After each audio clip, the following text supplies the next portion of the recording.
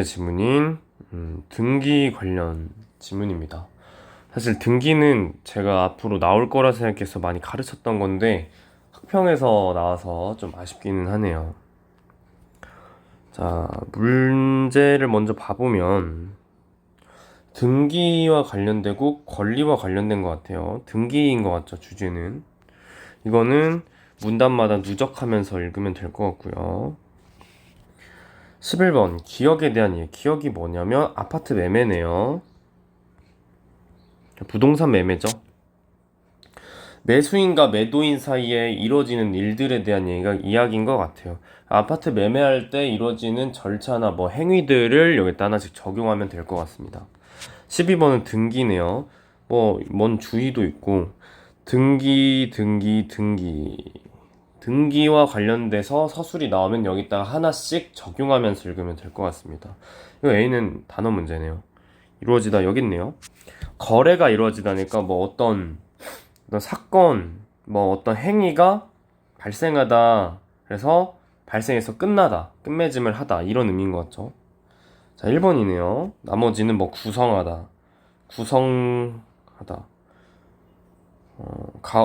기호와의 사랑이 이루어지다.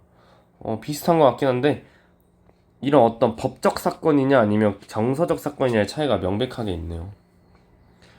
나의 소원이 이루어지다. 4번이랑 똑같죠. 자, 가보겠습니다. 물건에 대해 지배력을 갖는 권리를 물권이라고 하는데 점유권, 소유권, 전세권, 저당권. 저당권은 예를 들어서 이런 겁니다. 은행에 담보대출을 받아서 주택담보대출. 근데 내가 그 대출을 다 상환하지 못하면 그 주택을 담보로 했기 때문에 담보의 권리가 은행에 넘어가고 은행은 그것을 처분할 수 있는 저당권이 생기게 됩니다. 보통 경매에 내놓죠. 이런 게 저당권입니다. 점유랑 소유는 뭔 차이인지 아시죠? 점유는 물리적 지배를 하는 애들을 말하는 거고요. 사실상의. 소유는 사용수익 처분, 즉 용익 처분권입니다.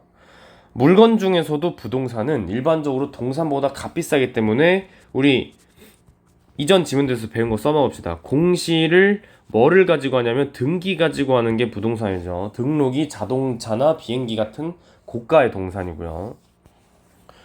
따라서 그에 대한 거래는 신중할 수밖에 없어 절차가 굉장히 번거롭습니다. 이러다가 사기를 많이 당하죠. 예를 들어 아파트 매매를 할 때 보통 이제 매수인은 이것 여러분들이 이제 대학 가셔서 자취방 얻고 이러면 다 경험하게 될 것들입니다. 근데 그땐 매매하지 않죠. 아파트 사실 때 겪게 될 일들이에요. 자, 매매금의 10% 정도를 먼저 계약금으로 파는 사람한테 냅니다. 관행상 계약금은 위약금 역할도 하기 때문에 매수인이라면 계약금을 포기해. 그냥 계약금 가지세요. 하고 매도인이라면 그 2배. 예를 들어서 1억을 계약금으로 줬어. 그럼 2억을 매수인한테 돌려주면서 2배로 계약을 일방적으로니까 자기 마음대로 할 수 있는 겁니다. 자, 위약금만 내면 자기 마음대로 계약을 해지할 수 있습니다. 상대방의 의사에 상관없이. 이렇게 제대로 이해를 하면서 내려가 주세요. 남은 90%의 대금 중 일부를 추가 지급할 수 있는데 중도금, 이름 그대로 중도에 주는 겁니다. 이건 2번이라 보긴 힘드니까 이걸 2번이라 할게요. 중도금이 지급되면 계약은 일방적으로 해지할 수 없습니다. 자, 이제 내가 해지하고 싶다고 해제되는 게 아니라 이런 거는 평가원이라면 이렇게 되죠. 중도금을 내도 합의하에 해제할 수 있습니다. 이런 거는 충분히 문제로 나올 수 있습니다. 이후 남은 대금인 잔금까지 건네면 3번 매매대금의 지급은 마무리되며 그와 동시에 매수인은 매도인으로부터 등기필증을 비롯한 관련 서류를 건네받는데요. 서류를 받아야 되는 겁니다.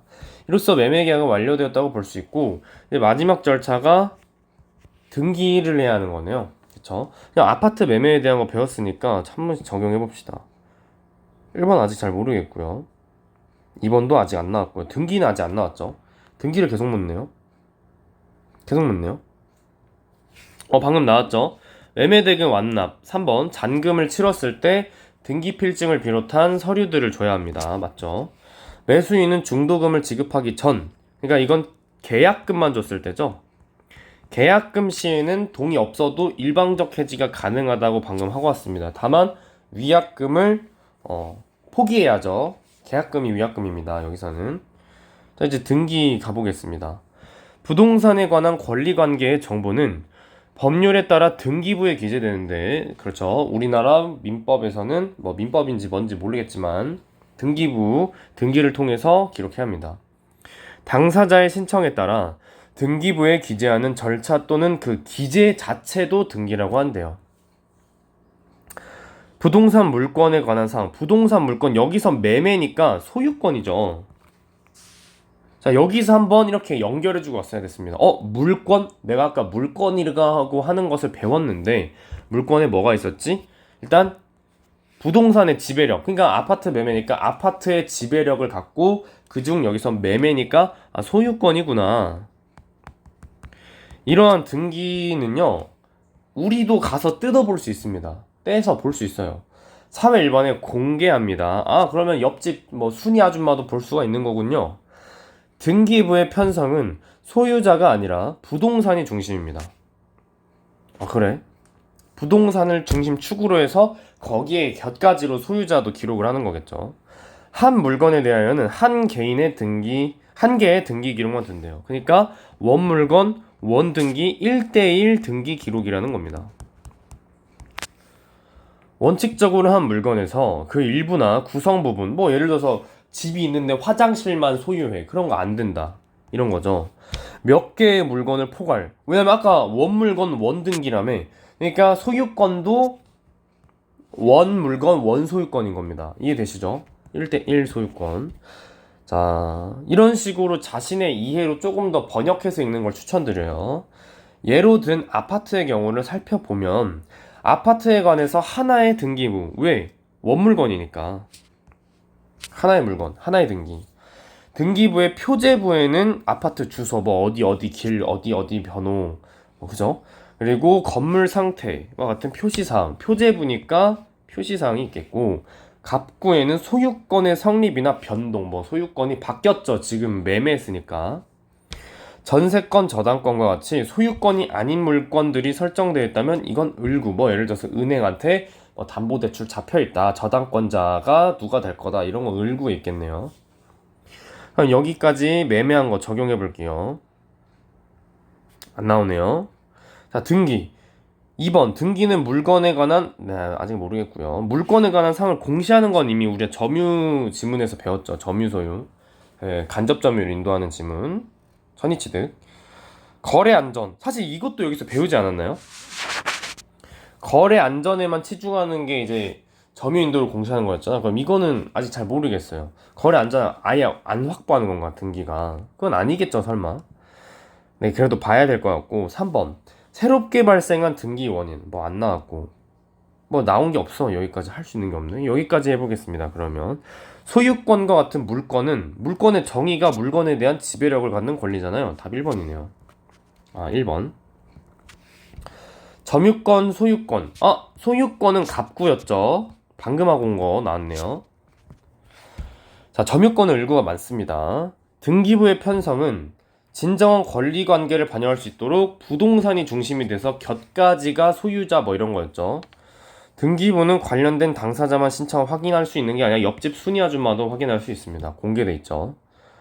자, 하나의 물건에 성립한 여러 물건이 아니라 그랬습니다. 원물건, 원소유권 뭐 이런 거였죠. 그리고 표제부요? 표제부는 그거 나타나는 거 아닌데? 갑구 을구인데? 다 틀렸죠? 저 풀었네요. 이러한 등기상의 공시, 이거 표시주의 아닙니까? 리트에 2013년도에 나온. 신뢰하여 거래가 안정적으로 이루어지는 것이기 때문에 등기는 진정한 권리관계를 반영할 수 있도록 해야 된다. 방금 나온 거네요. 거래상의 안전, 신뢰해서 서로 믿어서 산 거잖아. 그러니까 진정한 권리관계를 반영을 제대로 해야만 하는 겁니다.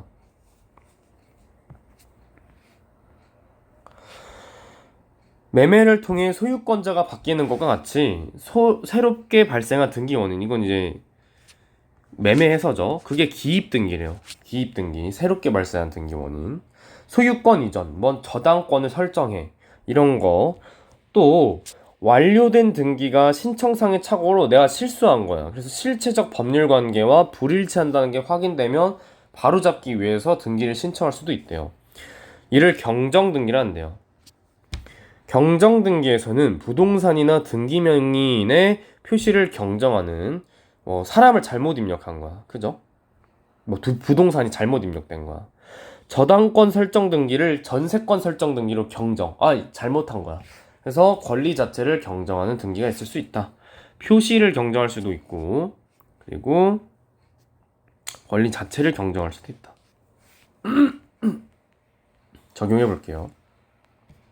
새롭게 발생한 거니까 기입등기 맞죠? 저당권 설정 등기. 신청상의 착오로 그럼 경정 등기를 했죠. 한 문단에서 두 개나 몰아서 냈네요. 자, 등기 신청은 원칙적으로 등기 권리자와 등기 의무자. 그럼 여기서 등기 권리자가 누구고 등기 의무자가 누군지가 궁금해하겠죠. 이해하고 싶어하는 분들이라면. 이는 등기의 진정성을 확보하려는 목적. 그렇잖아. 공동으로 해야지. 짜고 치는 걸 수도 있잖아. 등기 권리자는 등기부에 새롭게 권리자로 오르게 되는 거니까 매수자네요. 매수인. 등기 의무자는 원래 기록자니까 매도인이네요.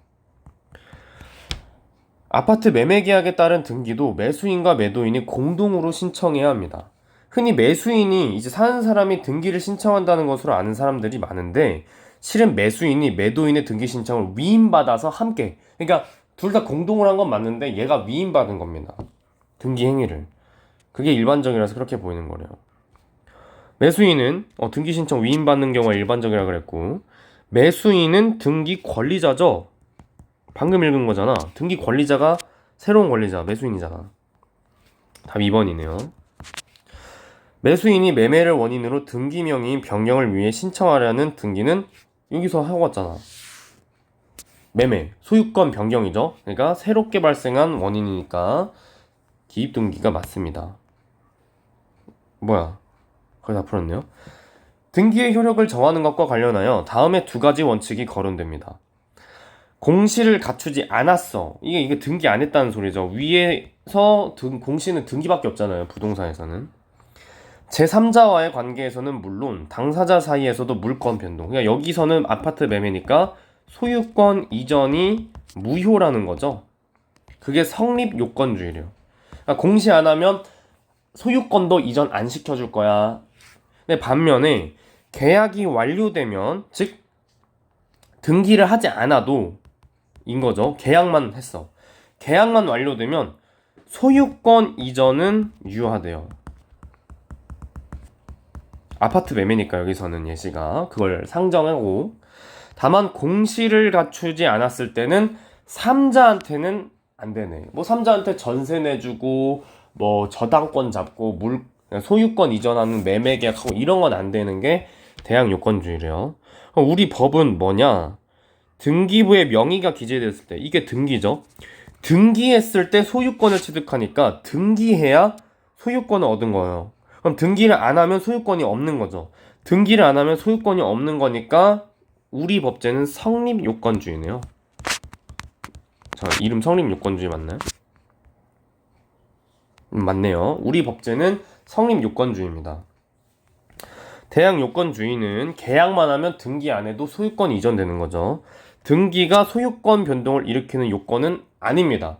소유권 변동을 일으키는 요건은 계약의 완료이죠. 맞습니다. 5번.